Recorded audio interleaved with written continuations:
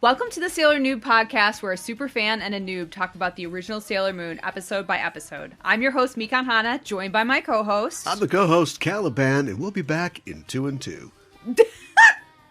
Smooth jazz. No, it's The Love Connection. Oh, Chuck Woolery. Oh, I didn't get it. Yeah, our audience won't either. Oh, no. We'll be back in 2 and 2. And we're a couple of magical people ready to moon cosmic power make up this episode. Today we are talking about episode number 95. Koi no otasuke wa moon ni omakase in Japanese. Let moon help with your love problems, the English translation, and the English title, Blinded by Love's Light. Blinded by the Light.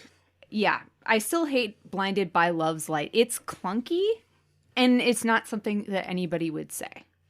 So it's just doubly bad. Is what I have to say about that. Blinded by the light is something that a lot of people have said. But not and blinded by say. love's light. No, it's another example of trying to cram this. So I have pegged, the idea of cliches or song lyrics. Yeah. Speaking of things people don't remember, we have Love Connection and also the band Manfred Mann and their hit single Blinded by the Light. And so it's like, it's a familiar term, but they're like, oh, but there's love. And there's a light. So it's blinded by love's light. You can be...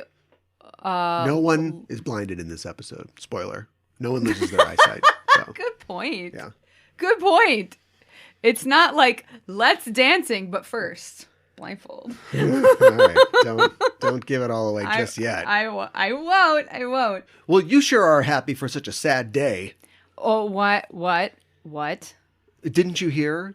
Hear what? The YouTuber Totally Not Mark, who I totally had heard of before today, is an Irish YouTuber, and he is an anime reviewer and commenter. It's what he does. Yeah. And he just posted a video talking about how he has had 150 of his videos flagged on YouTube, that pulled down for copyright claims, all of which are featuring shows from Toei Animation. Mm-hmm. Yes, I did. That's hear our about girl. That. I know the cat that looks like a mouse. I know that company. I've got a show that talks about a show from Toei. I know. We're on YouTube too. Yeah, that's true. I think it got pulled though because they showed stills or clips from the anime. Is why I think it got pulled. Right. Have you been on YouTube? Have you been on anime YouTube? Is there a clever name for anime YouTube like there is there should be. BookTube or BreadTube? BoobTube's taken. Oh my gosh. WeebTube. Sure. WeebTube. Have you been on WeebTube?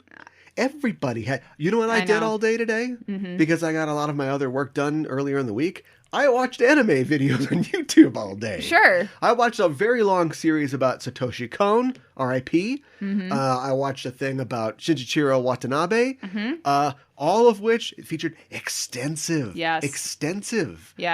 clips from their animes, their respective animes and films. Yeah. Reason being is because it's commentary. It's fair use. He is talking about, it's okay, so fair use is everybody's favorite thing to throw around, but... yeah, it is generally accepted that, if it's transformative or if it's commentary or criticism, it's okay. Now, you can't show the entire movie and just talk over it. No. But that's not what's going on. You're not reproducing the work in its full form. Right. Well, Toei don't care about that. Mm-hmm. And I'm mad at Toei today because this guy, he has a family, he has a life, this is his job. He probably had some other job that he hated and quit to do this. He has employees that he has to take care of.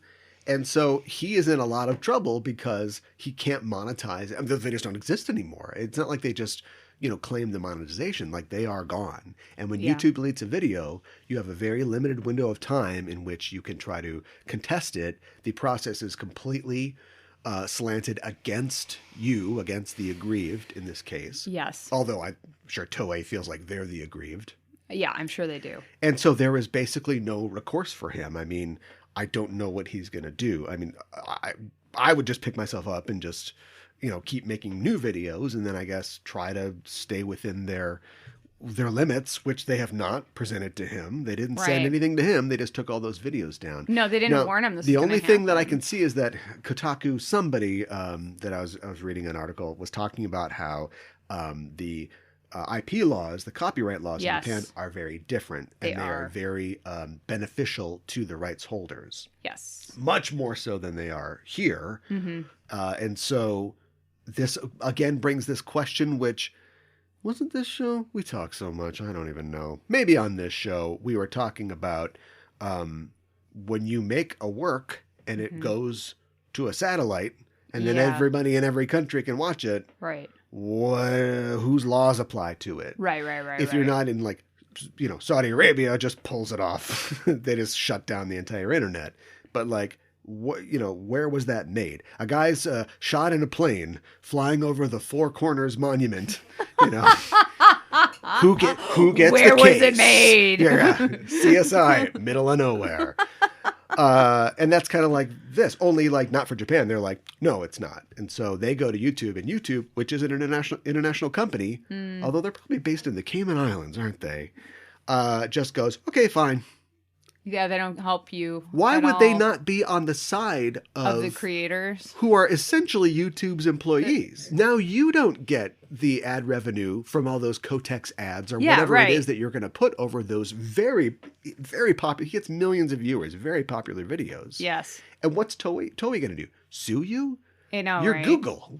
Yeah, right. This would be. It's so weird to think that in the future where we all got cyberpunk glasses and we're riding laser motorcycles and stuff like that, that the corporation, well, I guess now that I think about how I'm phrasing it, that we would be screwed this hard. You think that it would be like an information superhighway and we would all, Google, not being evil, would have a chance to make some kind of play for users' rights. Mm-hmm. Do you know what I mean? But instead, what do? Yeah. Go the opposite way.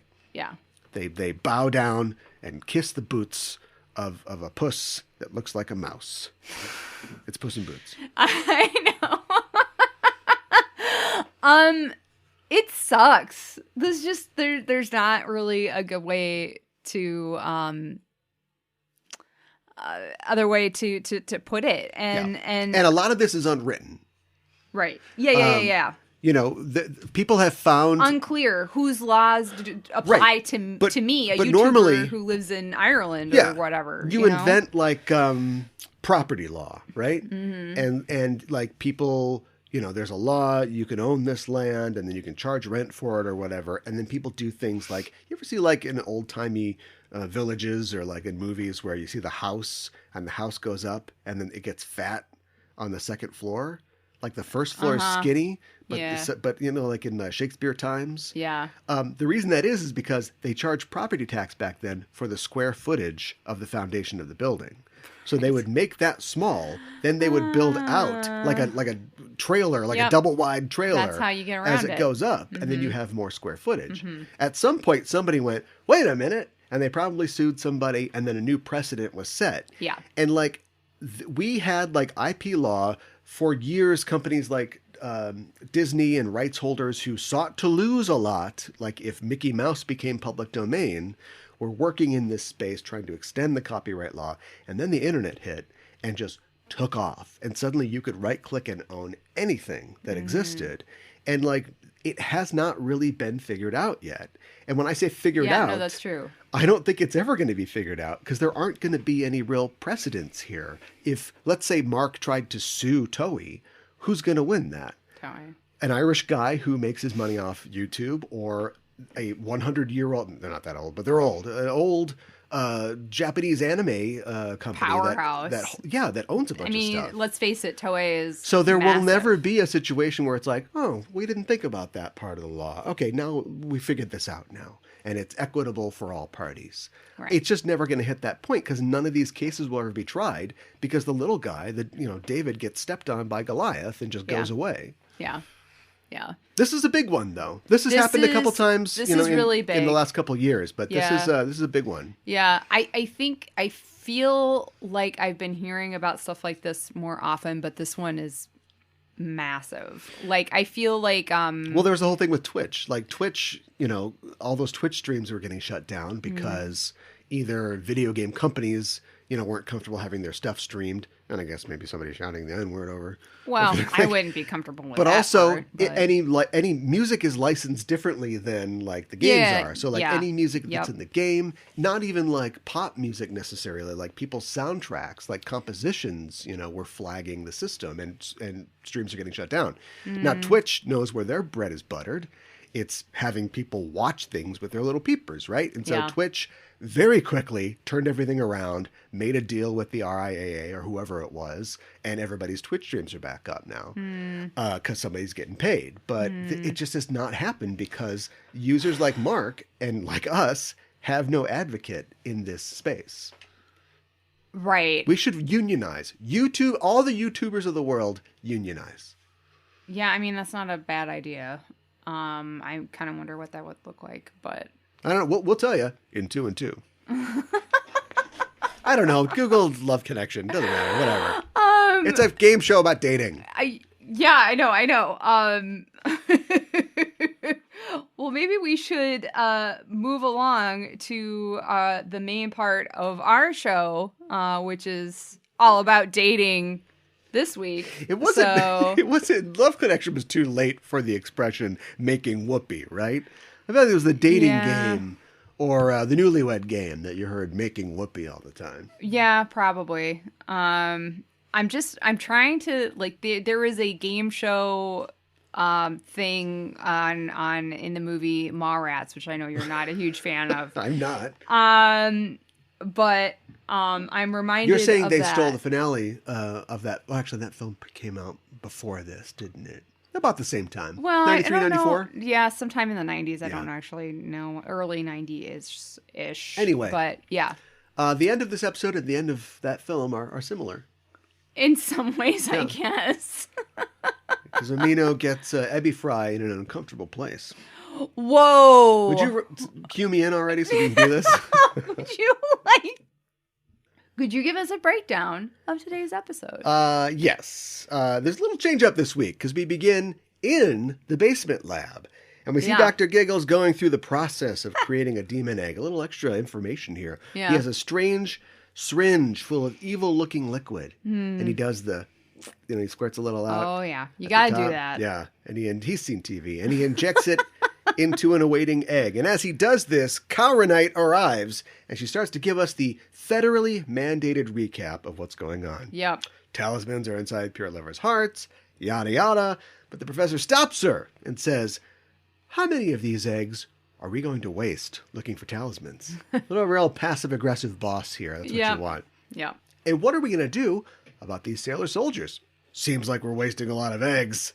As he says this, he finishes creating the last demon egg, and Karenite says, I will oversee this one myself. And the professor takes the demon egg, and he spins it on the tip of his finger, like he's Meadowlark Lemon. Professor's got ups! Yeah. He tosses the egg to Karenite, and she disappears to cause mayhem. At Juban Jr., Usagi is meeting around the back of the school in this really narrow alley with Umino, and he says, I've got to talk to you. Naru has been acting weird lately. And we see a montage of Naru acting weird, just kind of standoffish, and he's convinced maybe she has another boyfriend, which is weird, he thinks, because every day he makes for her favorite, fried shrimp. Maybe she's just worried about having a stroke. There's too much sodium. It's a lot of sodium. Well, also, I know that it's very sweet, Umino, that you made it for her a long time ago. Very heroic. I remember that episode, love it fondly. But are you sure it's her favorite, or do you just love making it for her? Couples go through this. I know. Yeah. Yeah, just throwing that out there. Yeah, it's what he wants. He says, I want her to eat the fried shrimp of sweat, tears, and love. Yeah, see, that sounds like a lot of salt. Usagi is dubious about this, but she says she'll bring it up to Naru later, And why waste any time? We cut immediately to the park where Usagi and Naru are hanging out, and Naru says, yeah, Umino's been acting really weird lately. Like, he's all fidgety. Like, how is that weird for him? How would you know something was wrong? I know. She thinks he's keeping a secret, like maybe a new girlfriend. And Usagi's like, Rafflecopter, no. I think you're safe there. This is Umino we're talking about. Uh-huh. Well, Naru doesn't like that. She says, he's got a lot of good qualities. I've heard enough. I'm out of here. Usagi's like, wow, she feels really strongly about him. This is going to be a snap. She thinks, okay, we have to clear out these misunderstandings. And for that, we need Ray. And we see her remembering Ray saying, I can take care of all your romance problems. Was this from an earlier episode? I don't remember Ray's got the answers? The doctor is in 5 cents? I don't remember this. I don't remember this Ray's at all. totally the Lucy. Yeah, she is. Yeah. I could that. We don't have time to do the rest of the Charlie Browns. But no. I'm sure there's some fan out there somewhere. Ray is single. And depending on who you ask. Yes. Depending on who you ask. Not really in the market for this kind of thing. So that's why I was surprised by this. Maybe she's far away from it, and so she can see everything. Anyway, I mean, that's an interpretation. We'll talk about it later. Okay. We cut to Ray's, and they literally do that device where Usagi just finishes saying, and that's the whole story, to catch her up.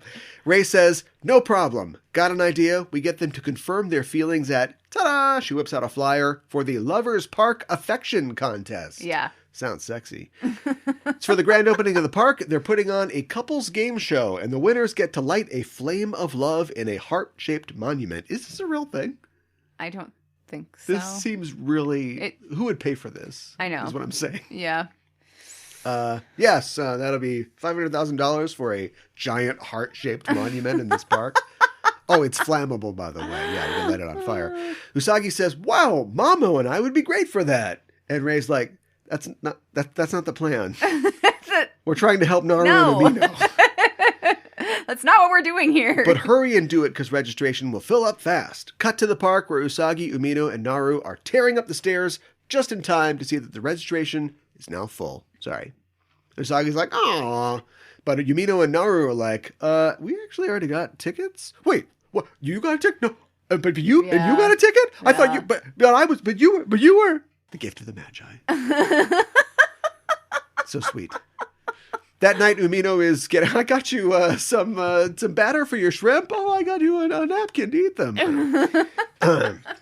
That night, Umino is getting ready for bed. He goes to bed early, and he decides to count sheep.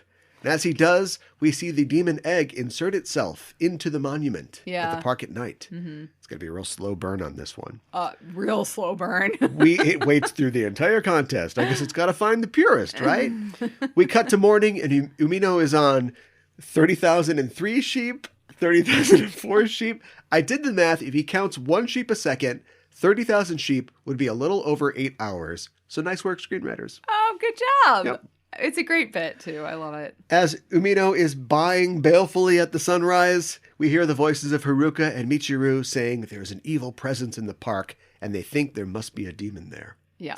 Next day at the park, everybody is there, squad included. They're all there to cheer Umino and Naru on, and Ami thinks she could use what she learns someday. And the girls are like, what? Yeah. And she's like, it's just a play on words. Is it a play on words? So this is something that has come up a couple of times where she's like, oh, I hope, we could come back from, I've always wanted to fall in love, or like, oh, blah, blah, blah. She'll say something like completely out of the blue, like, oh, like, I think there's like this little tiny part of me that's like a little bit of a romantic, and like, but she doesn't talk about it much. And so every once in a while it comes out. I'd like to punish him in the name of the moon. Yeah, what? Yeah, what? Right, exactly. What? Sorry. I'm sorry, did I say that out loud? So like sometimes I think. Secret horndog, interesting. Whoa. I thought secret romantic, but that's where you want to go with it. Okay. The difference between cats and dogs. The girls see that Haruka and Michiru are also there, and it's almost as if they were lovers. Quick observation. Yeah. If they just last night sensed that there was an evil presence in the park, and the tickets were all sold out yesterday afternoon, there's a couple knocked out in an alley somewhere. Missing 2 tickets to this thing, right? Yeah, probably. Yeah. Probably. Maybe they're wearing their clothes too. Not seen. Although I'm sure that Haruka has a blazer slacks combo in her closet. Maybe this is somebody else's blazer slacks combo. The contest starts, everybody goes to the stage, and the announcer introduces the contestants, who are overflowing with love. We see that Kaora Knight is there, hiding behind a tree. And I mean, you can just join the crowd, probably. Unless I know you don't have a ticket. They throw her out. No ticket. Well, but that's another thing. Like, do you need a ticket to be in the audience? Because the girls are all there. Yeah. I think you need a ticket to participate in the contest. Oh, so it's just free to the public admission. Yeah, I suppose. That's kind of the way I nobody interpreted knows who it. she is. Why doesn't she just join the crowd? I don't know. She's being weird. Overly sneaky. sneaky. She's all like, well, I better go do it myself, and I'm going to hide behind this tree. Watch it happen. Yeah. The girls are all like, yeah, go Umino and Naru. And Minako's like, look over here, Haruka. And everybody's like, are we going to go that way? Is that where we're going? Yeah. First game, the ladies will go behind a wall and they stick their hands through a hole and the men have to guess which is their partner's hands. Pretty straightforward. Yeah. Haruka nails hers right away. And Ami's like, maybe they are in that kind of relationship. You think, Ami? Like, seriously? Hey. But she had to say it out loud? But whatever. Well, whatever. Yeah. It's okay. It's funny how the show... We're not talking about gay baiting here necessarily, right? But we'll talk about it later. I don't think so, but it's like, it seems Nobody very... was gay baiting in the early 90s. It seems very self-conscious. It does. You know? Yeah, we'll get to it. Yeah. The announcer says, now scream out your lover's name. But Haruka's like, that's pretty cheap. But the announcer's like, that's what it says. Just do it, please, okay? But as he whispers, he's got the mic to his face still. It doesn't come out in the show, but I'm like, wouldn't you take the mic away and go? Good point. Yeah. So Yeah. Anyway, everybody hears it. Haruka says, Michiru. And the door opens to reveal Michiru. Yes. Up next is Umino. He looks at the hands and he sees that one of them has a Band-Aid on it. And he remembers when Naru handed him a handkerchief and said, use this to wipe yourself dry. What were the circumstances there? You don't want to set me off imagining things. Oh my God. That's not a great line, I guess. Put him in the flashback and he's got shrimp all over his face or something like that. Yeah, no freaking kidding. Dip in sauce. Anyway, he grabs that hand, but he's wrong. Yes. It's some other girl's hand with a Band-Aid on it. And behind the wall, Naru thinks that was weeks ago. But the fact that he remembered is nice. She has to... Too forgiving. Make it positive. Umino is devastated and Haruka says, it's just a game. But Michiru says, it's wonderful that they take it so seriously. Mm-hmm. And we push into Haruka's face, which is just blank. We're doing it again. No!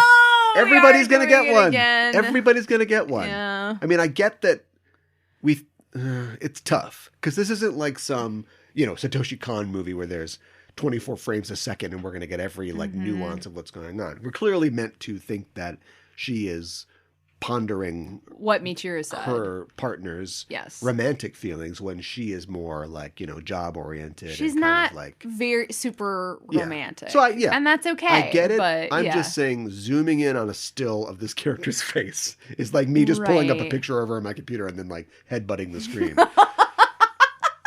The contest continues this time. You don't do that? Well, not today. The contest continues this time. It's a 3-legged race, which Haruka and Michiru win.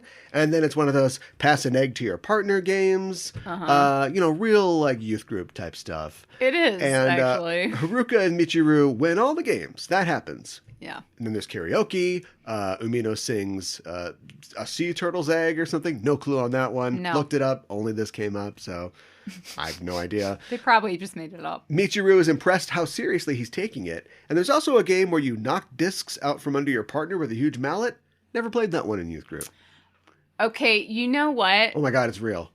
That one I think I actually have seen on a Japanese game show. And I think I'm not 100% sure what it is, but I like it's like Jenga, but it's like a person. Yeah, but I went researching this show. I swear I've at least saw something similar to that, unless it's just like the ridiculousness of it from now. I'm confused if like, did my brain make it up?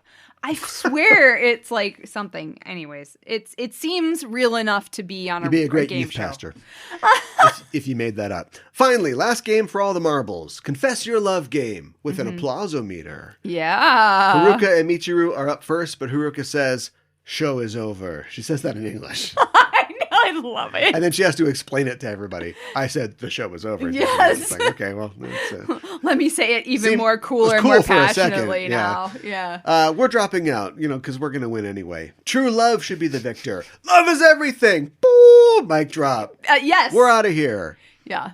So they can't go all the way with the same-sex couple thing? We'll talk about it. We'll talk about it. The next guy professes his love. So there's other contestants. We have not focused on them till now, but now we're doing it. There's another guy. He professes his love, but his girlfriend hugs the announcer because she's got like bad eyesight, I guess. Yeah. There's a couple where the guy's a Bruce Lee looking guy, and he says, "Love is a battle." And he runs at his girlfriend, but she knocks him out with a mallet. We all know a couple like this. Now Umino and Naru are up, and Umino gets his foot caught in the mic cord, and he face plants on the stage, but he recovers, and he says, "Naru, you're always bright like the sun. I'm just a klutz, and I'm not worthy of you. Why do you continue to see me?" Not going good so far. No, Umino, stop. Is it a whim of God? But I'm happy just by seeing your beautiful smile, and I die to protect you. Not a dry seat in the house. The crowd goes nuts. The applause-o-meter is broken. It can't take this much. They win. Yeah. Now it's time to light the flame of love. And as Umino touches the monument, it explodes with light, and a demon appears. Yes. Dysart. Yes. Naru's like, "Umino, get out of there." But he wants to protect her. Dysart says, "In a heart of pure love, there's a talisman." The tattoo on her cheek shoots a beam at Naru and Umino. He pushes her out of the way. The beam transfixes him. Our girls 5-way transform, because who's even tracking secret identities at this point? I know. They don't go anywhere. They just are like, oh no. And I love also how... I'm just going to assume everybody knows that she's Sailor Moon at this point. But I also love, like, they don't... As soon as, like, the bad guys appear, they don't just, like... transform. They sit and watch this happen. They sit and they watch, Umino about to get it's like, guys. It was getting popcorn or something. I know. The demon reaches into Umino's chest and removes his heart crystal, but Sailor Moon says, "To ruin the light of love they finally got a hold of." So how do you know that, Sailor Moon? "Even if the Cupid of love forgave you, I won't. In the name of the moon, I'll punish you. And all the other sailor soldiers are here." Yes. Down from the sky floats Kara Knight, who says, "Little ladies, girls should behave like girls." She snaps her fingers and Dysart screams, "Let's dancing! Let's dancing!" Before the sailor soldiers, 5 well-dressed, handsome young men appear. One steps up to Sailor Moon. He looks a bit like Mamoru and repeats, "Let's dancing." I know. As do all the men, and the girls are swept off their feet.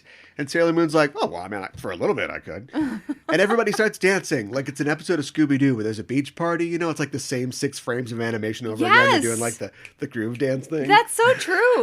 Let's take a moment. Let's take a moment to break down everybody's partners. First of all, they're all like 7 feet tall. I feel attacked. Ami's partner is blonde with glasses, so sorry, Urawa. Yeah, I guess. Usagi's guy has a waistcoat and a shoestring bow tie, so I guess he's from the Old West? No clue. Jupiter's also has a shoestring tie.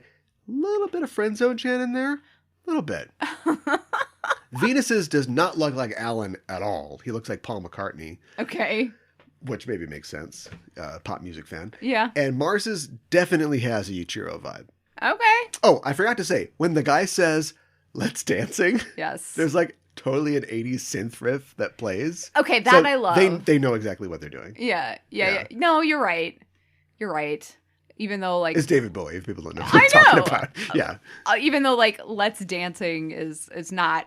Let's dancing. Correct English at all, but that's okay. Put on your red shoes and dancing the blues. I thought that's right?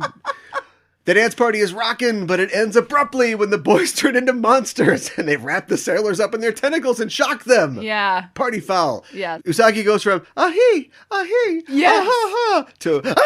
Oh my god.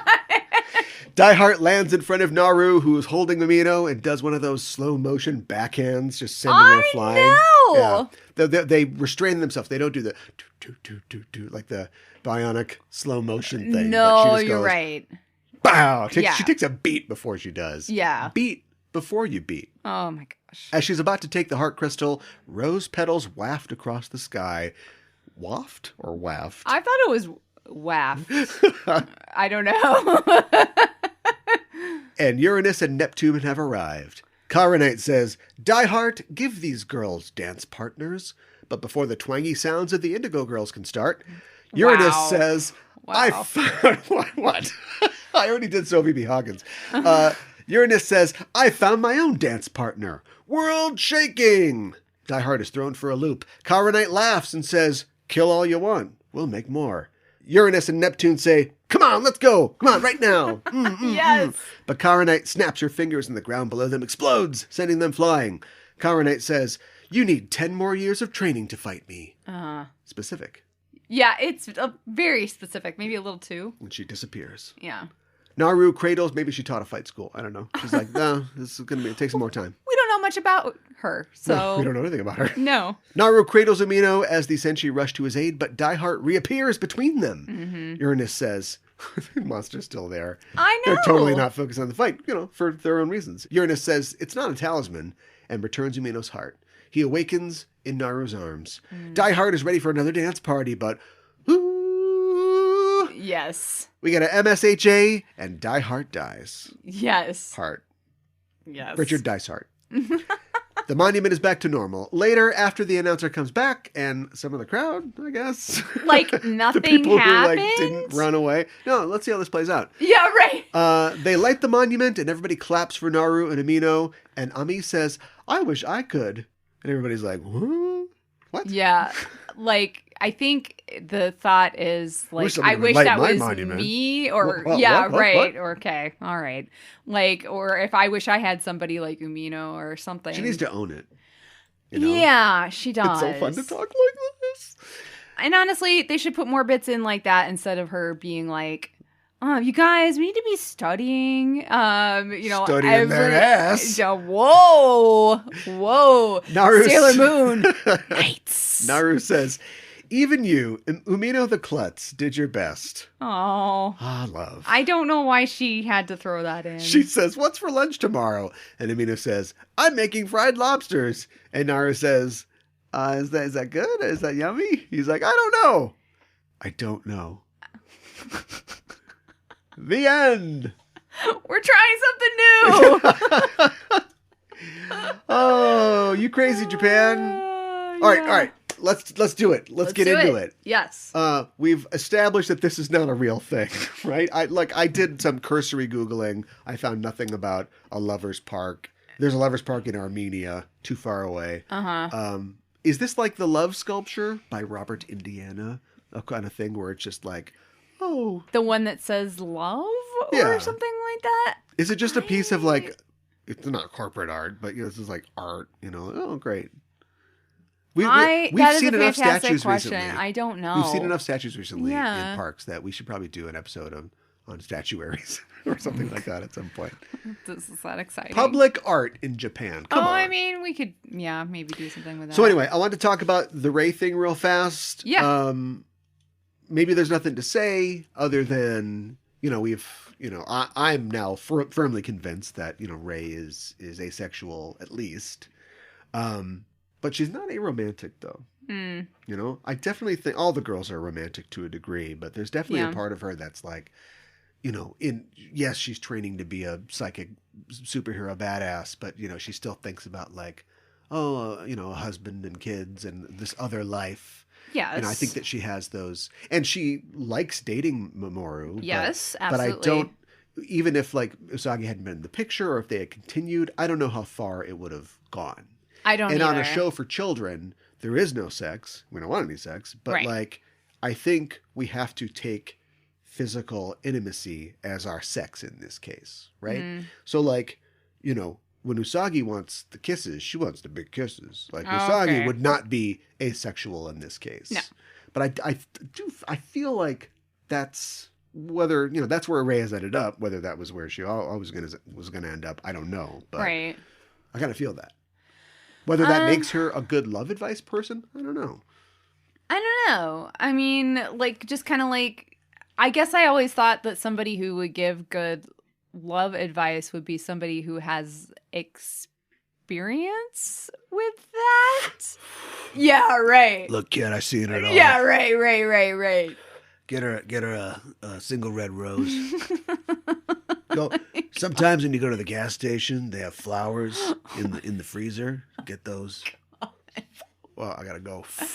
Oh. Yeah, I don't know. Maybe not. Definitely somebody who's thought about it. The matchmaker, right? Yes. What is this, Fiddler? What is this, Fiddler? But like, I feel like you see a lot. Here's a Reese Witherspoon movie, right? She's the love guru. She'll put you together with people, but she's never been kissed herself. I know that's a different Drew Barrymore movie, but don't worry about it. Right. Right. And then it's like, oh, she's gonna learn what it really means to. I mean, that's essentially Emma, right? I mean, I don't know that she had no experience. I knew I didn't come up with that, but like, she's a matchmacher. That's and then true. she She falls sucks. in love. Whoa. And then she falls in love. You know, that's what it's about. So she fooled around and fell in love. Oh my God. Like Elvin Bishop. Yeah, right. Okay, maybe there's nothing else to say about a lot of old music references, but again, that's okay. I more and more I feel like that's my lane for S. It's like I'm going to expose my love of classic older rock music. and soul. Maybe there's nothing more to say about that. All right. Speaking of orientations and sex, is it going to get worse? Because at this point, I've got like gay balls.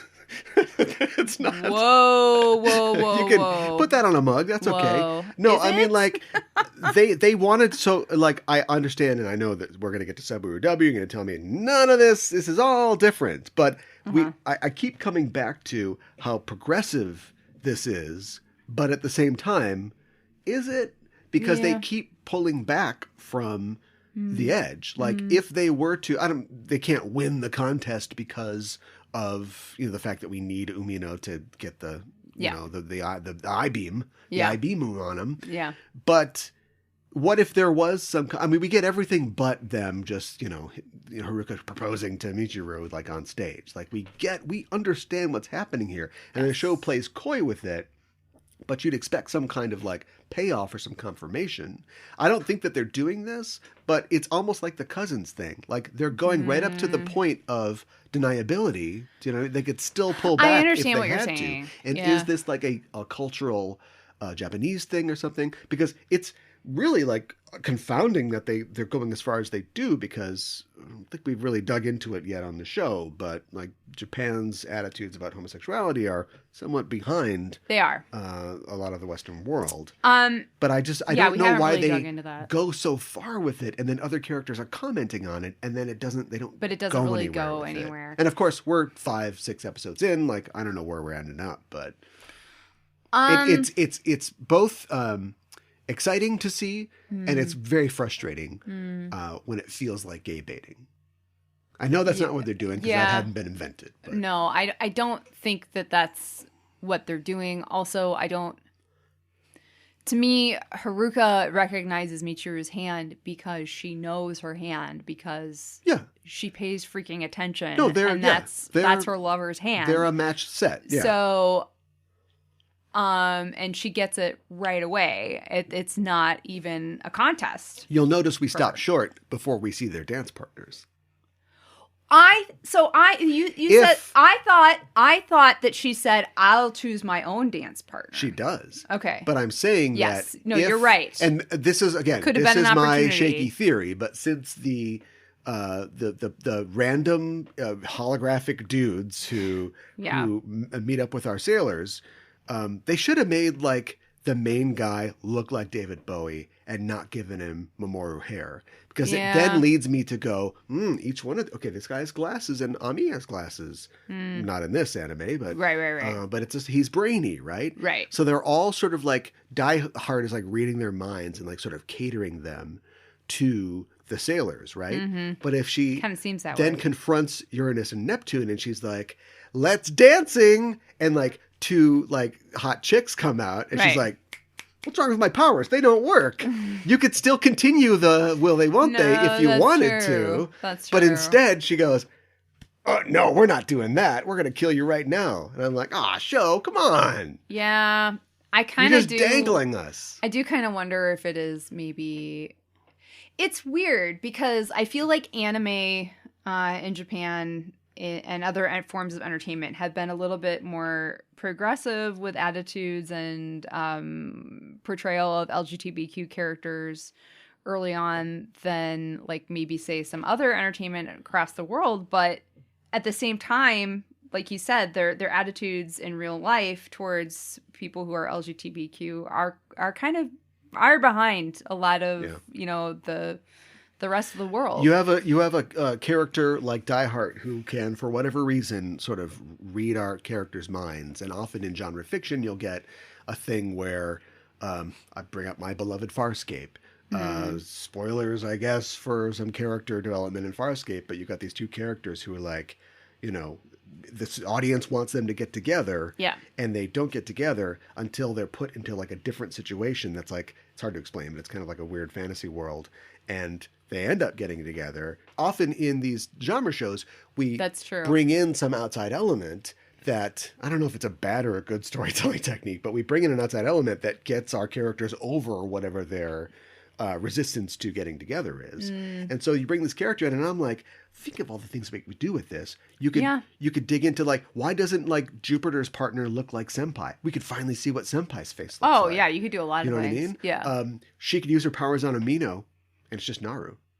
Yeah. He's like that in love with her, right? Yeah. That's like you couldn't tempt him with anything but that. But we don't do that. We don't do that so hard. Tuxedo Mask isn't even in this episode. I know. This is an episode that's supposed to be about love. And other than two characters who, I already know, this is the only Umino episode. This is it. Okay. I was gonna break it to you. No, I already know. Okay. That's it. That's it. He's gonna go off and make a lot of Ebi Fry. That's the only one in S. But like, it isn't just, they put it too much on them. I'm giving away my review now. We could have used this to explore the loves and like the romantic, absolutely right. Updates on all the characters. Well, and then like Minako is like, I guess it's kind of maybe emphasized a little bit more in Codename Sailor V, but she's the goddess of love, and she's Venus, and her power is heart. With that in this. And they didn't do anything with that, and like I feel like Mako is in love at least with Senpai, if not with the idea of being in love, because she thinks everybody freaking looks like Senpai. Yeah, she would be, normally a very strong character, good Senshi, but she would be, love is her weakness. Yeah. She would be the most susceptible to a Dysart situation. Yes, exactly. And then I was kind of like actually upset that like Usagi was so googly-eyed over the guy who kind of looks like Mamoru. I'm like, really, Usagi? It's a whammy. I know. They're being controlled. I know. To a degree. I know. But I wasn't really crazy about that. Sure, I have time to Scooby Doo dance. Yeah, right, exactly.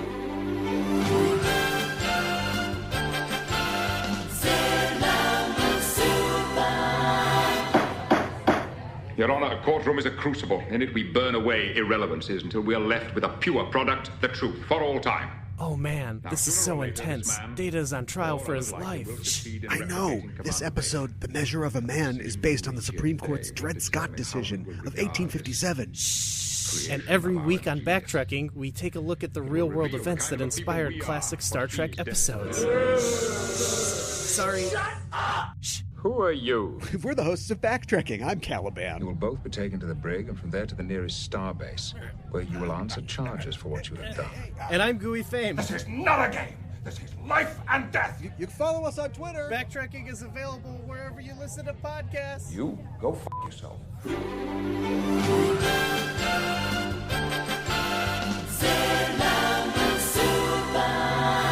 Today for Kyoro Kyoro Miru, or Curiously Looking Around, where we talk about elements of Japanese culture within the episode, we're going to talk about Japanese game shows. Yes. Because in today's episode, Naru, Umino, Haruka, and Michiru all participate in the Lovers Park Affection Contest, which is essentially set up as a Japanese game show, wacky host and all. So let's take a look at a brief history of game shows in Japan. Quizu bangumi, or a quiz program, is a program, TV or radio, whose main content is questions or quizzes that are asked by the host or moderator and then answered by the contestant. In English-speaking countries, basically, we just call them game shows.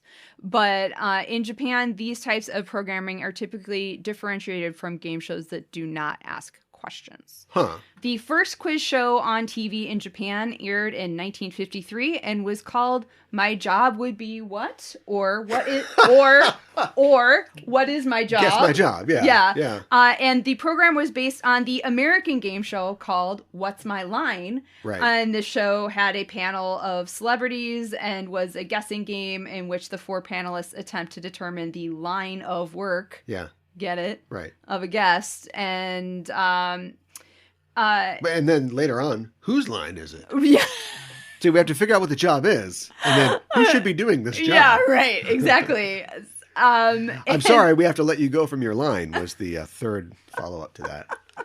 Well, and then like every week, one of the contestants was a famous mystery guest. And for the mystery guest, the panel had to try to guess the identity of the celebrity. And panelists could only ask yes/no questions. So who has a TV back then? It's 1953 in Japan. People had TVs.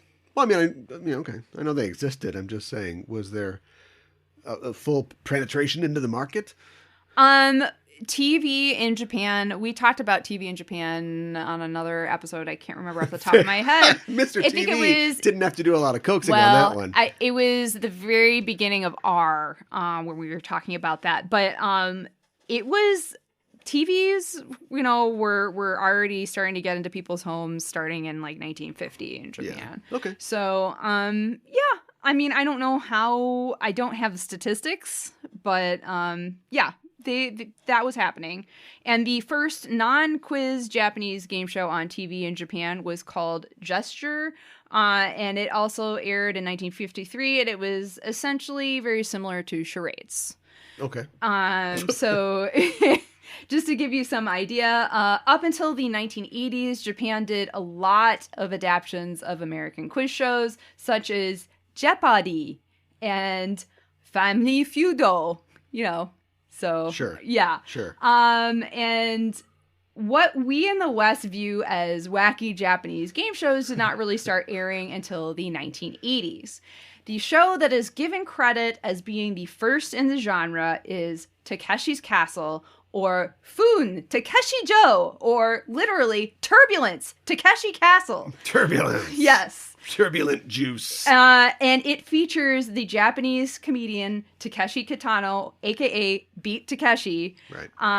As a lord who owns a castle and sets up difficult physical challenges for players to prevent them from reaching him and his castle.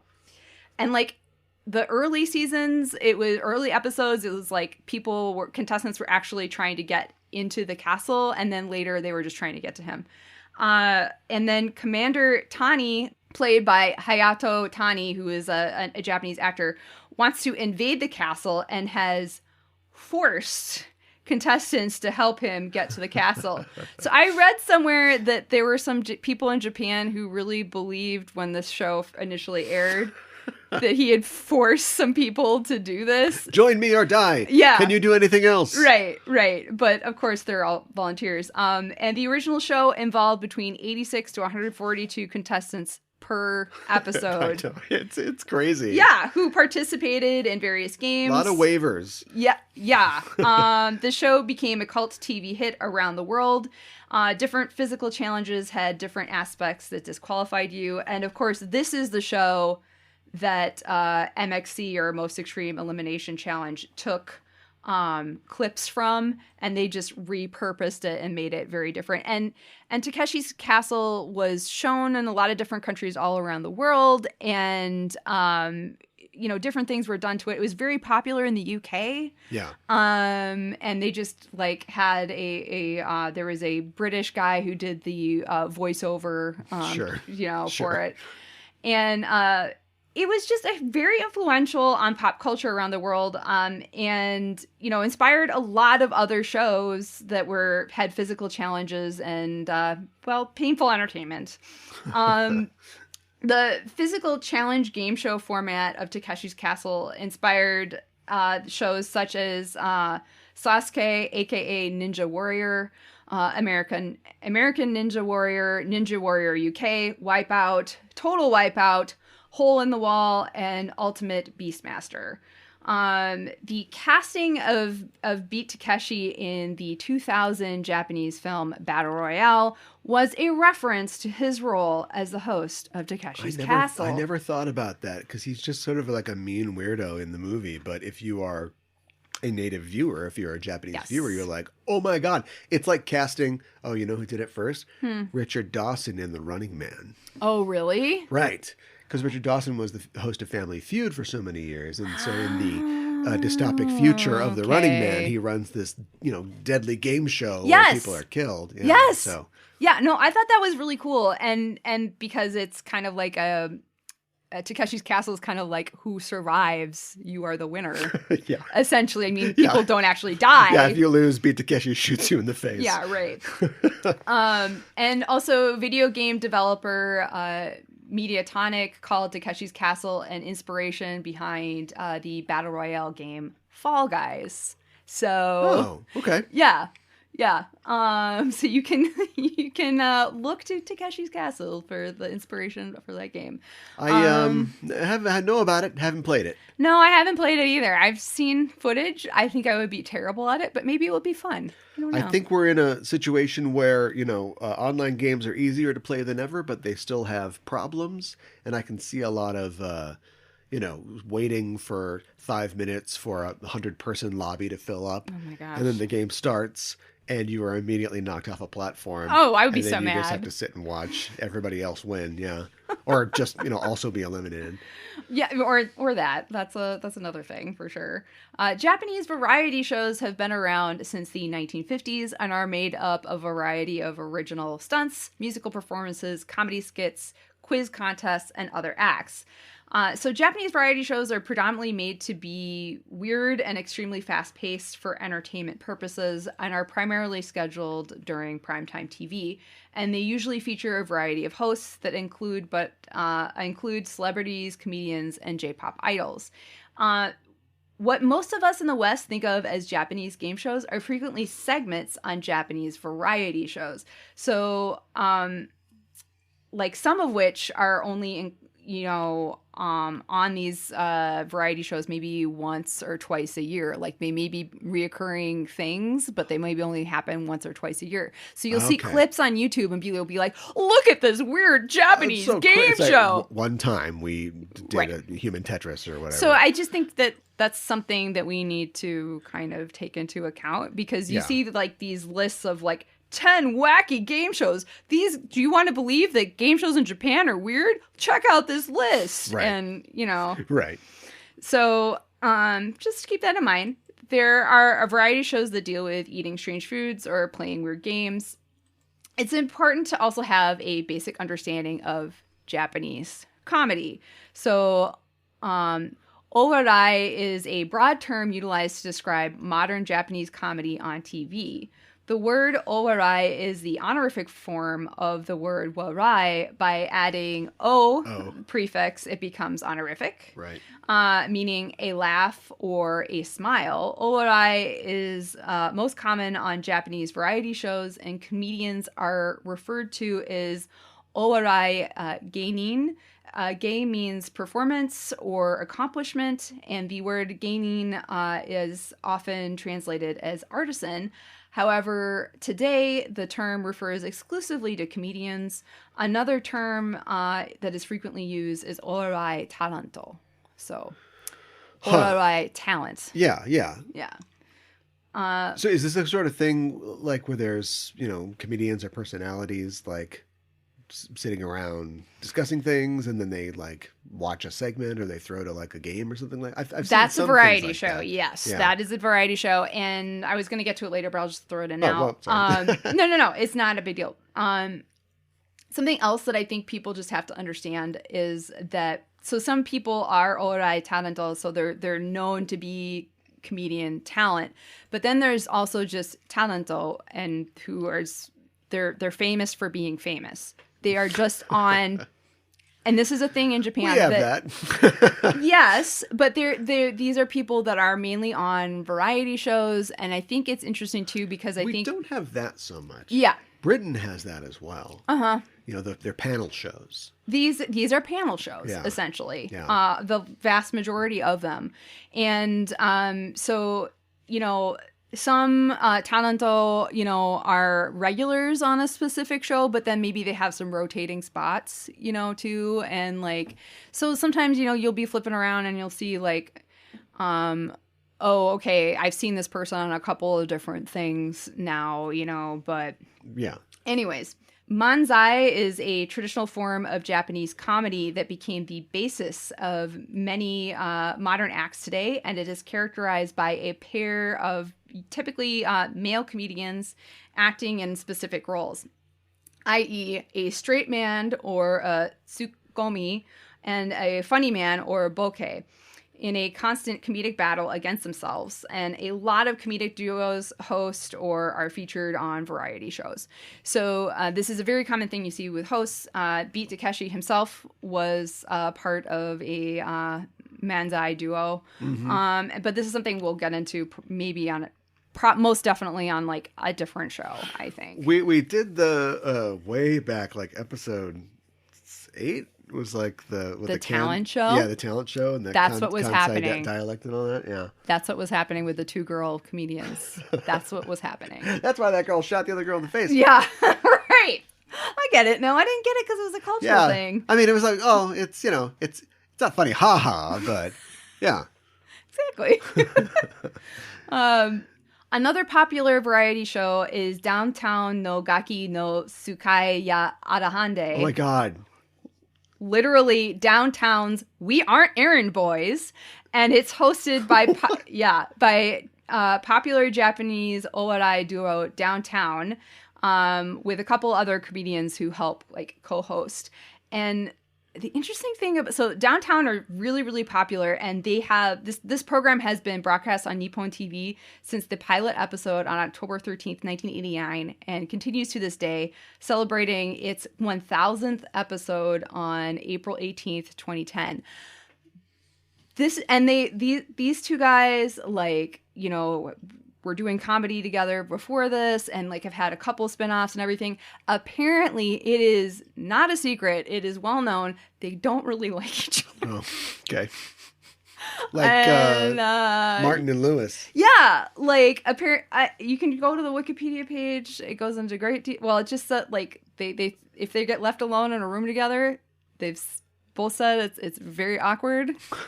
They don't travel together. They don't hang out with each other. I heard the Mythbusters were like that too. Really? Yes. Interesting. They don't like hang out. It's so weird. I know. Busting doesn't make them feel good. I guess not. You would think like, hey man, I thought we could try this experiment. Nope, goes on the show. Gaki no Tsukai had many games, but the most memorable are batsu gamu, or punishment games. The name comes from batsu, which means both punishment, and X, meaning an incorrect answer. In batsu gamu, the team or team member has to do really embarrassing and or physical painful games where contestants have to recite, for example, a tongue twister without error, or be hit in the crotch with the, quote, penis machine. It is the Japanese word for penis. I'm not freaking kidding. You weren't expecting that. And this is not padded. I like watched this clip where they had to like blind taste test like instant yakisoba, and if they guessed wrong, they got hit with the penis machine. They have to stand on a platform. It's really a penis punching machine. It isn't a machine that... The one I saw, it's not. Wait. It's like... It gives you penis? No, it's it takes your penis. No, it's like it's not really like a whip. I don't know. It's like this mechanism. Is it whipping you in the crotch? Yes. Okay, so it's a penis whipping machine. Yes. Fine. Yes. Good for some, but I don't know who, because it looks really freaking painful, and I don't think they're faking it. And I don't think that one's coming to ABC anytime soon. It's like, and I have to tell you, like, it's like, oh my God, like I watched this clip and it's like the music and their faces and they're like, okay, I can do this. I can take it. And then it comes and like one guy is like punching and kicking like the fake set behind him afterwards. and then the happy upbeat music starts for the next guy's turn. And I'm like, really? Yeah, so they had a lot of games like this.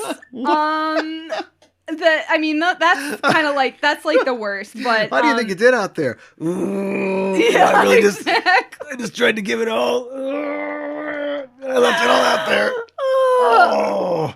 Where's my steak knife set?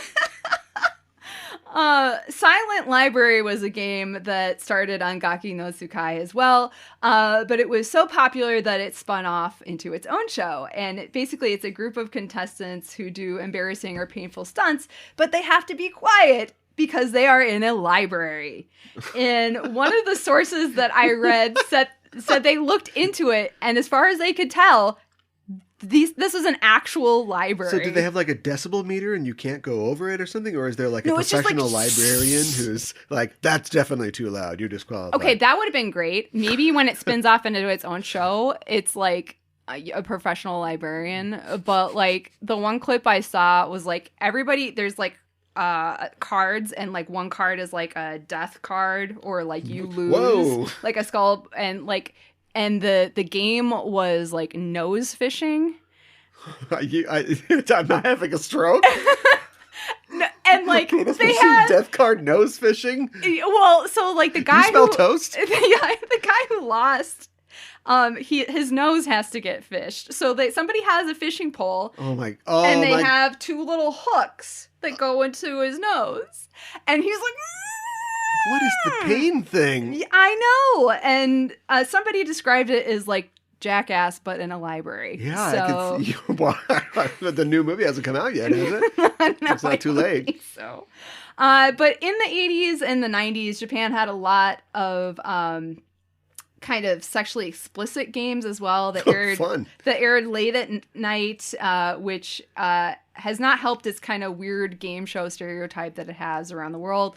And these shows or segments frequently had games where men competed to reveal a woman in either revealing clothing or no clothing. So, okay. Yeah. Do they have like a watershed hour where like after a certain time anything goes on Japanese TV? Oh, that is a really good question that I do not know the this answer isn't like Saturday for. morning. No, it's late at night, but even in Japan, I think that this was looked down upon by a lot of people, which I'm about to. So the weird Japanese game show thing, the stereotype reflects actual programming that was quite prominent throughout the 80s and 90s, but even though like the batsu gamu shows featuring batsu gamu and nudity were popular, there were also a lot of Japanese people who were really upset and did not like them. And the nonprofit, non-governmental broadcasting ethics and program involvement organization wanted to reform Japanese TV, and in 1997 established the Broadcast and Human Rights and or Other Related Rights Committee. They have a Parents Television Council in Japan. Yeah, more or less. And this part of the organization, quote, aids parties whose honor, privacy, or other human rights have been violated by broadcasting. The committee proved effective, and by the year 2000, the penalty games and sexy late-night segments were gone or toned down excessively. Aww. So, yeah. But you can still find a lot of clips, at least, of the Batsu Gamu on YouTube. So it's out there, man. So just look for it. Some of them are pretty funny. There's another one. We didn't even talk about Human Tetris, aka Brain Wall. Brain Wall? Hole in the Wall or Brain Wall. Yeah, which is also no kabe in Japanese. People try to fit into the weird shapes and stuff like that. Right. And, yeah, there's just there are a lot that actually are are really fun and out there and are actual full game shows and stuff like that. But And then there's Squid Game. yeah, That's a fun one. well, that's okay. South Korea, but yeah, not really a fun one. Not what I would call a fun one. We don't do so. There's a lot of people who don't know anything about Asian culture, and so that they see a Squid Game, they don't understand until many characters talk about the fact that it's in Korea, that it's Koreans are set in Korea, so they probably just see Asian people playing weird games and think like, oh, it's like human Tetris. Not quite. Is human Tetris about the depredation of capitalism? Then yes. Yeah, right. I mean, it is kind of like a battle royale. It is, yeah. It owes a lot to Battle Royale, but Yeah. then Battle Royale owes things to other things as well. Exactly. Like MXC. I wonder, this is outside of our remit possibly, but there's got to be a Korean game show culture as well, right? Or are they just like, no thanks? I would guess so, but I'd have no idea what it's like. I just think to like develop, because like Squid Game can develop organically, I think. You want to criticize capitalism, but you want to, also talk about how it infantilizes, the people involved in it. And so it all works. Mm-hmm. But I could also see somebody going, goofy game shows, man. What if they were less goofy? What if the stakes were higher? Yeah. What if you didn't turn into an L piece quick enough and then you caught one in the forehead? Right. Or the groin, whichever. Which do you want? We'll make a canoe out of your forehead. Yeah. Or a penis machine. Yeah, right. Forehead. Yeah, exactly. I'll take it. Itadakimasu with Usagi. What did Usagi eat in this episode? Okay, so of course, a lot of ebi fry mentioned. We get it, Umino. And at Ray's place, they're eating some easy to peel orange citrus, most likely a satsuma or a mikan, which we did talk about back in episode 41. Just really sweet, easy to peel, fairly seedless citrus. It's good that Usagi's getting some fruit. It's not all cookies and cakes. She probably needs some. Yeah. Have a banana. Yeah. And then, of course, at the end of the episode, Umino's like, I'm going to make fried lobster. Yeah. So on that note, I kind of was like, fried lobster. So I thought we'd talk a little bit about lobster in Japan. Ise-ebi, or the Japanese spiny lobster, or the Panurillus japonicus, is a member of the genus Panurillus of spiny lobsters. That was a lot of scientific words for me to say right there. It's like a different lobster than like red lobster. Right, red lobster. But they're like related. Right. Yeah. Right. And it grows up to 30 centimeters long, and it lives in the Pacific Ocean around Japan, Taiwan, China, and Korea. Huh. So these are like, little. They're not like the red lobster. Right. If you were going to eat it, the meat part that you would have, I don't know how big the claws are, but it wouldn't be like the big steaming with the butter. Crack it open. Yeah. Okay. Yeah. Yeah. And in English, it's actually called the spiny lobster. I feel like I've heard of these guys before. Sure. However, lobsters That's where the good stuff is, in the spines. Right. Eat the spines. However, lobsters are closer to crayfish than Japanese spiny lobsters, though they are both of the order of decapods. Huh. And then, records exist showing that the Japanese were already eating shrimp by the 8th century, and books dating from the 17th century indicate that ise-ebi lobster was a prized dish to celebrate the new year in Edo and Osaka. Huh. And, actually to this day, shrimp, I don't know about lobster so much, but shrimp is a very popular thing to eat on New Year's. The Shima Peninsula in Mie Prefecture is known for producing ise-ebi lobsters. it said that originally the ise part of the ise-ebi name stemmed from the fact that these were caught in Ise Bay in great numbers and unrivaled by anywhere else in Japan. So they're just, that's where they seem to be. They just jump into your boat. Yeah, right. Come on, get in my boat. Fish. Come on, get in my boat. Fish, fish. Anyways, I don't know how many people are going to get that.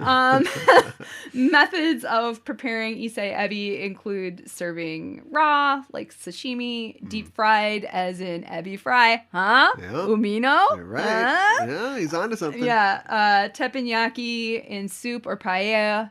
In a pot dish or nabe, or the practice of zankoku yaki, or cruel roasting, where the lobster is skewered alive and placed on a grill. It's not great. Oh. It's really not great. It's a cruel roasting. Oh my god! Being skewered alive and then grilled, it's a cruel... Was it the UK or who recently released a study where they were talking about... It's funny that the UK did it, not the EU, because the UK is like, that's why we broke away from the EU, because we wanted to smoke in bars again. But they're talking about how they want to extend sentience, basically. Yes. Which is...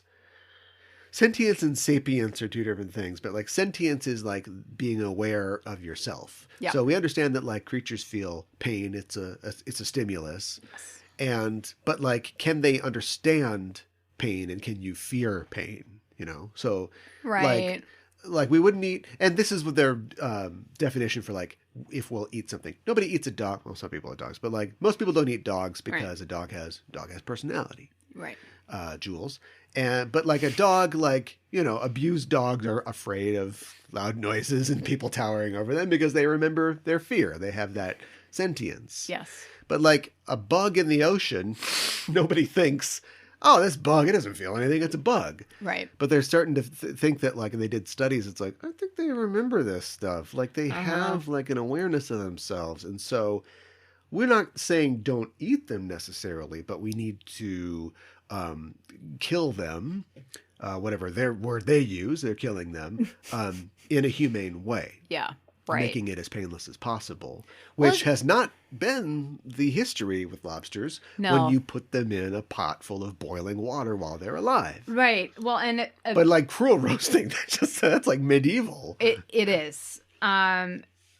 There are no limitations in Japan on how to prepare lobsters, and like you're saying, boiling lobsters alive has been technically illegal. First we pull off all their spines. Yeah, right. Then we show them a mirror to show that they've... First I cut off their head, and then I put out their bones. Yikes. Sorry. I shouldn't be laughing. Zut de lore. Yeah, I know.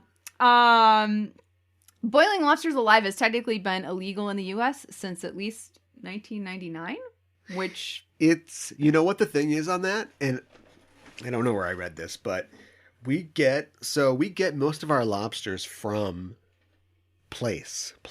I don't remember right Maine? Now. Well, I don't know. Sure, there's Maine lobster, sure. But like, you know, we import a lot of it. And the country we get it from has a law about how they need to be prepared. And generally it's like, you have to, you know, kill the brain or whatever. You have to like cut it in such a way that it's, you know, it's basically dead. Yes.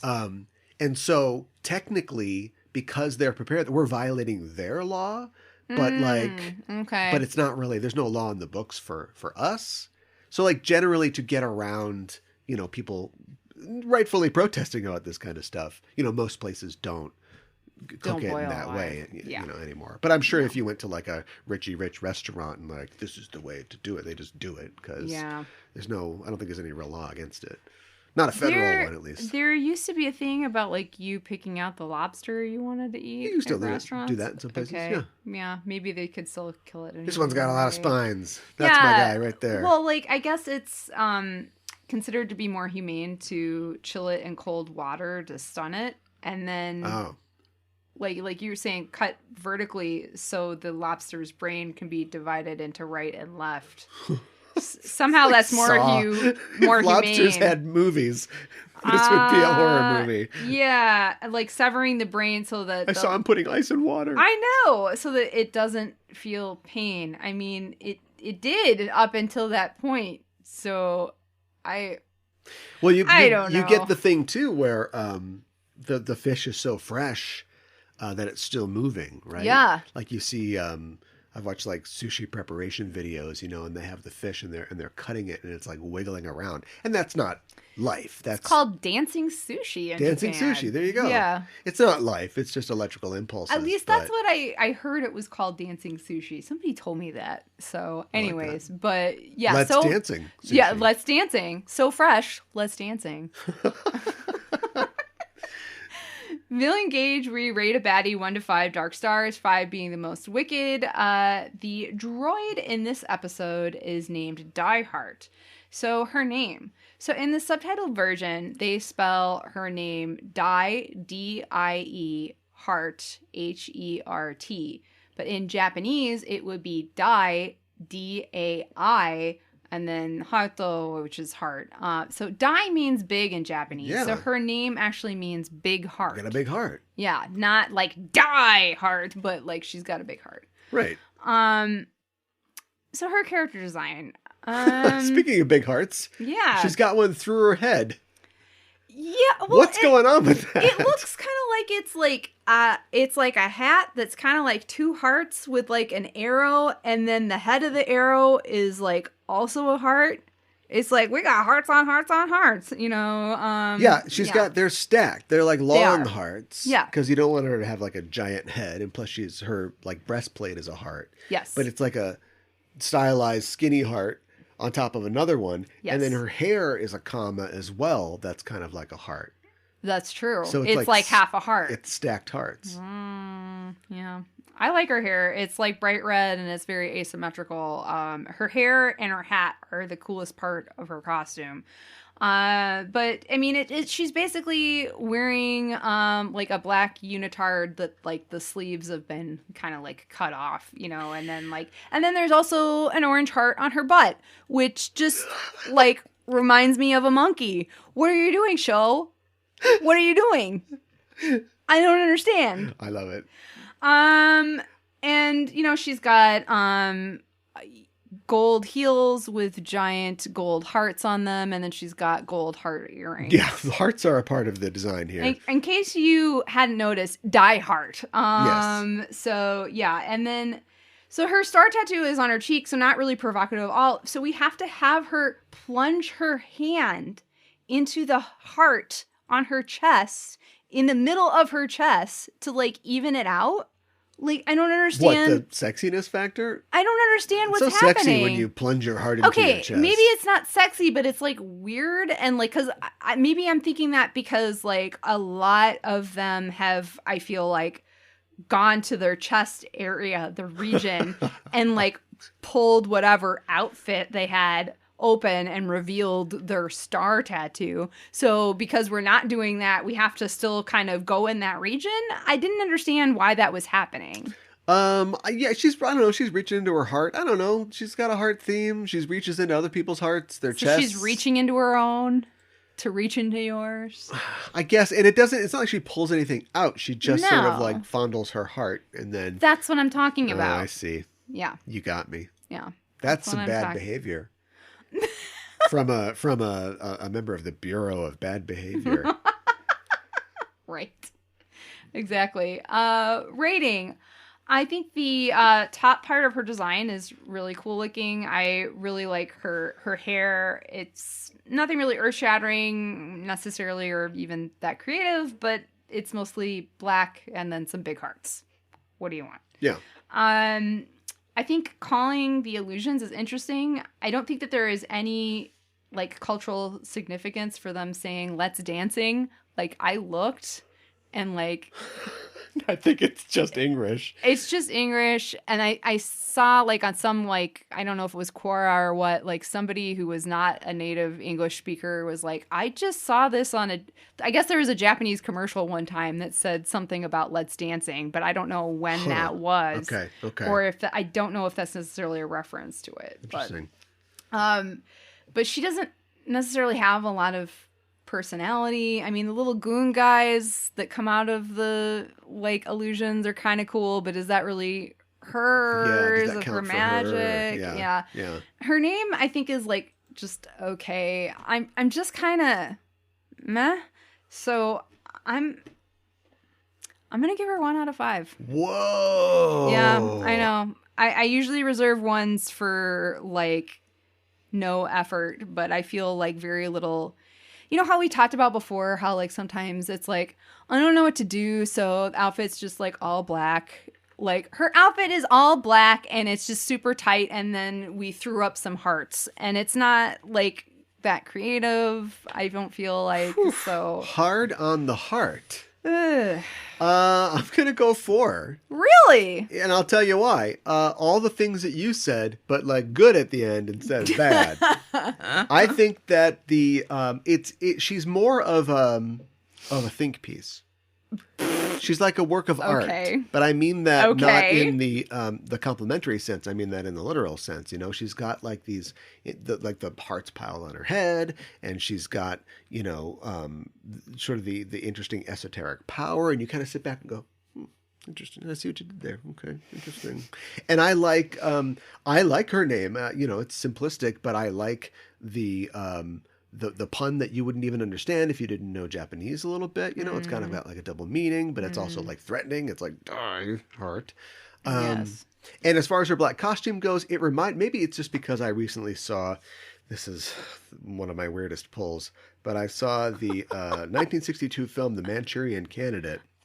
And I'm listening. And in it, the characters are at a costume party, and one of the characters goes as a playing card, and so she's wearing like a playing card sandwich board type thing. Yes. But under it, she's wearing a black leotard. That's the costume of neutrality, right? Dancers wear black. Yeah. Mum and chance players wear black. Oh, dancers wear black, and she says, "Let's dancing." Yes. And so for me, it's like, don't look at these parts. This isn't important. Like this, it's the heart, the heart is the emphasis. That's the accent.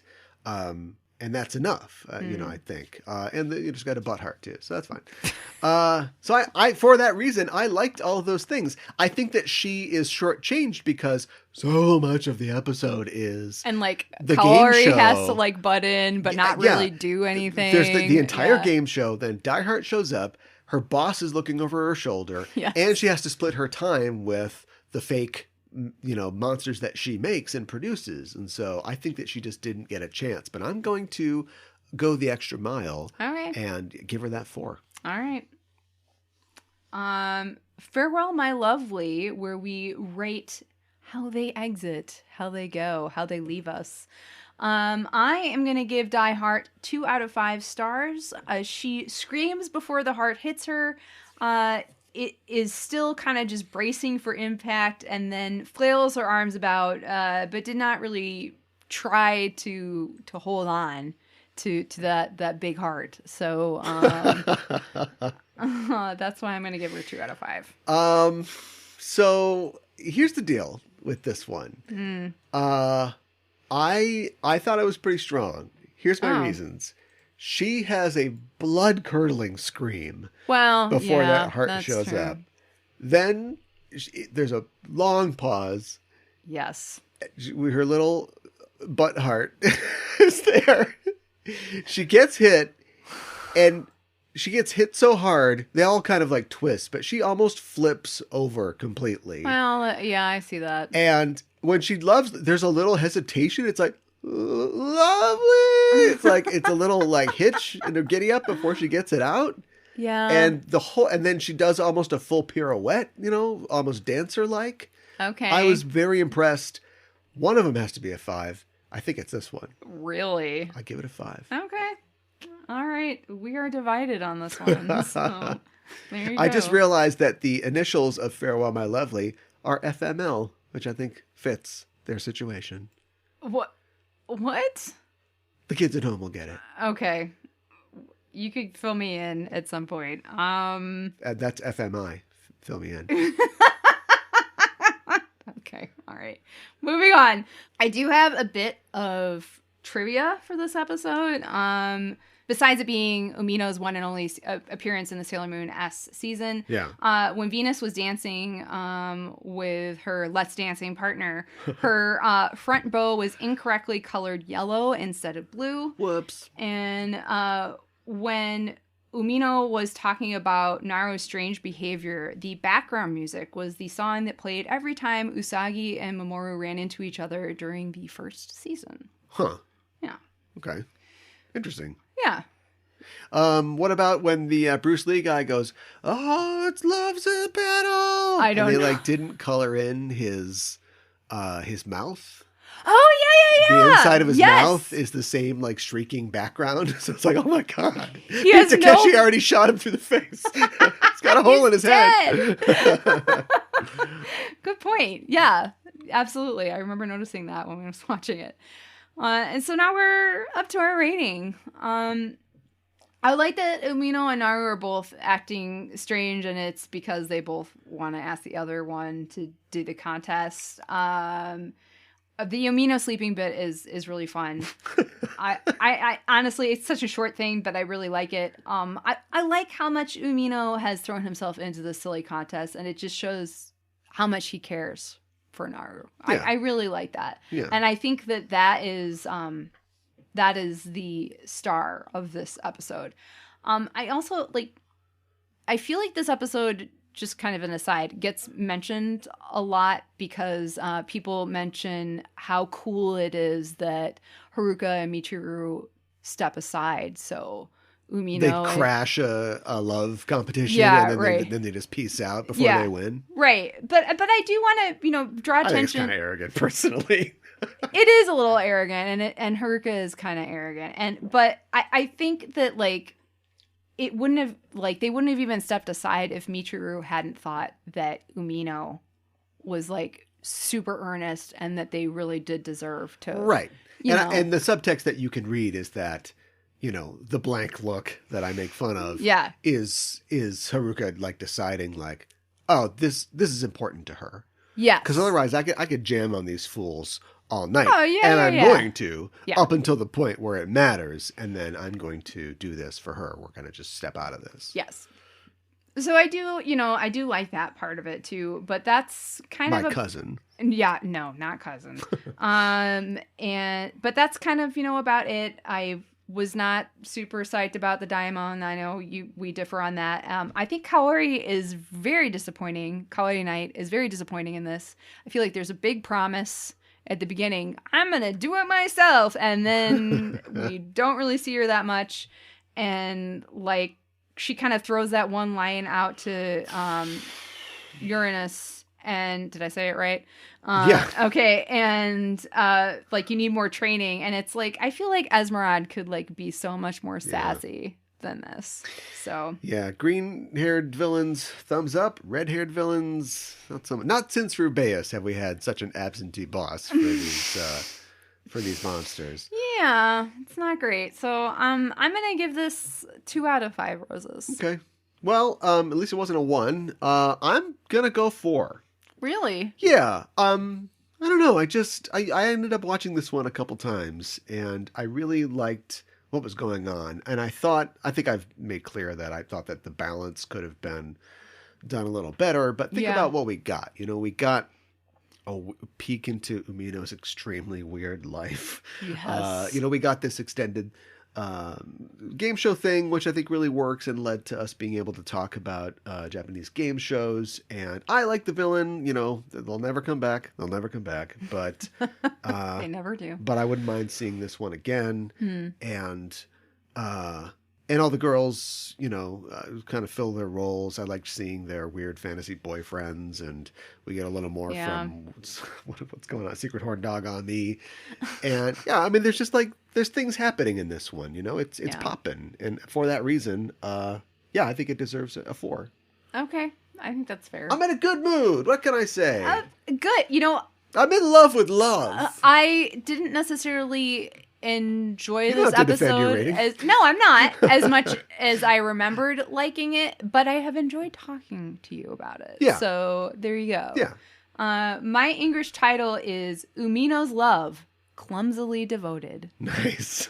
Nice. Yeah. Well, now I'm embarrassed because mine's not as good as that. But I was thinking like, hearts. What songs? What do we do? Yeah. And there's a lot of songs with the word heart in the title, which you can't turn into Sailor Moon titles apparently, because I really struggled with this. Yeah. There's literally a heart that lights up. Yeah. So why isn't it turn on your heart light? Why isn't it that? But I figure I got to save Neil Diamond for some other time. And then I'll tell you, nothing rhymes with Umino. Nothing rhymes with Umino. I can believe that. I was just like, Umino, money. I don't have anything. I don't have it. I got lost. Why isn't money? What? I don't know. And then, of course, as they always do, the Backstreet Boys fixed everything. Oh my gosh. Quit playing games. Parentheses. With my heart. Close parentheses. Because they're playing games. That's perfect. That's really good. I like that a lot. More work than the show did. Next episode, we were talking about episode number 96. Reikoku na Uranasu, Makoto no Pinchi in Japanese. Cold-Hearted Uranus, Makoto in Danger, the English translation, and the English title, Lita Borrows Trouble. That doesn't have. We're falling apart here. We're falling apart. Get the penis machine. None of these. What? That's not an idiom. That isn't anything. No. Is Cloverway English as a second language company? Are they like a Swedish company or something like that? I don't think it doesn't. So. It's like, can I make you a map so you can get back home? Let me give you a list of song titles that you can just pervert into. Sure. Yeah. Yeah, right. You just change a little bit. Cloverway, you're making me look bad 30 years in the future. Yeah. That's how good they are. Or how bad they are, depending on how you look at it. Jury's out. Jury's in! You should be a member of our Patreon. Yes. You should go to patreon.com/Sailor Noob and join our team, become one of our Senshi, and you get access to additional content. Yeah. Like our other podcast where we cover Pretty Guardian Sailor Moon, the live action series. Mm-hmm. Pretty nuts.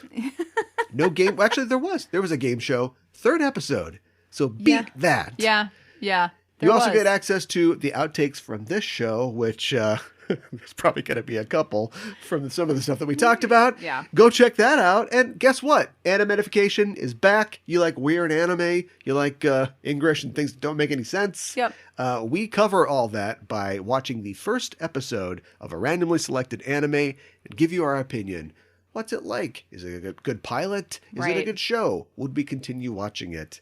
And maybe we throw Usagi and Luna into the mix and see what comes out. And you get all that for joining us at a very low entry point by going to patreon.com/Sailor Moon. Well, that's our show for this week. In the name of the moon, we'll be punishing you next week with another episode of Sailor Noob. Show is over.